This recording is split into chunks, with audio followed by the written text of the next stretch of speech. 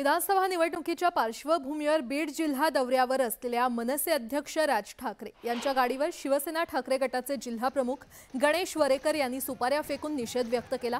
कुणाची सुपारी घेऊन आले याचं उत्तर द्या असं म्हणत सुपारी बहाद्दर चले जावच्या घोषणा देण्यात आल्या। यावेळी मनसैनिक आणि उबाठा सैनिकांमध्ये राडा झाला। मनसैनिकांनी ठाकरे गटाचे जिल्हा प्रमुख आणि कार्यकर्त्यांना मारहाण करण्याचा प्रयत्न केला आणि यावेळी पोलिसांनी मध्यस्थी करत मोठा वाद थांबवला।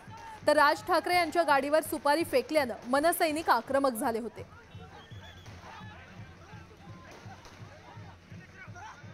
ते दरवेळेस ती सुपारी घेऊन येतात। लोकसभेला दिल्लीला जाऊन सुपारी घेऊन आले, आदिल शहाची, अमित शहाची। परत विधानसभेला पण त्यांनी सुपारीच घेतलेली आणि परत आमचे जारंगे पाटील उपोषणाला बसले। गोरगरीब मराठा समाजासाठी, मुलांसाठी आज आरक्षणाचा एवढा मोठा लढा उभा केला त्यांनी, त्याला सुद्धा विरोध करायला लागले। मग हे सुपारी घेऊन तरी कुणाचे आलेत हे विचारायसाठी आम्ही त्यांना विचारायला जबाब विचारायसाठी आम्ही आलोत। लोकशाही मार्गानेच आम्ही विचारायला लागलोत ना, आम्हाला काय हिंसेच्या मार्गाने चालतच नाहीत। आम्ही आमच्या जल्लोषात होतो। अचानक तो गुटखा चोर उबाटा गटाचा तो आला, साईडला उभा होता। आमच्यातले जे ओळखत नव्हते त्यांच्यात तो उभा राहिला।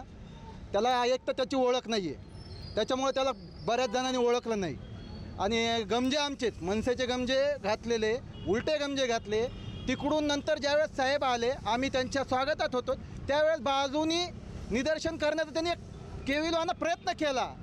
त्याला त्याचा चांगला चोप भेटलेला आहे, कपडे फाटूस तर मार पडलेला आहे त्याला।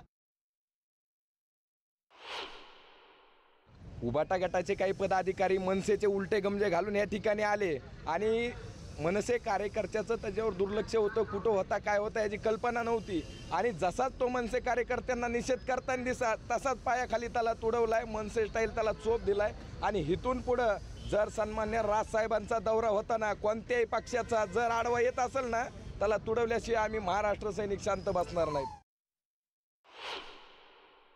त्यांच्यावरती गुन्हे दाखल करावे एवढीच आमची मागणी असेल आणि ज्या पद्धतीने त्यांनी निदर्शने करायचा प्रयत्न केला होता त्याच पद्धतीने त्यांना त्या निदर्शनाबद्दलचा चोपही बसलेला आहे। जसे सुपारी फोडतात तसं त्यांना फोडून काढलेलं मनसे कार्यकर्त्यांनी।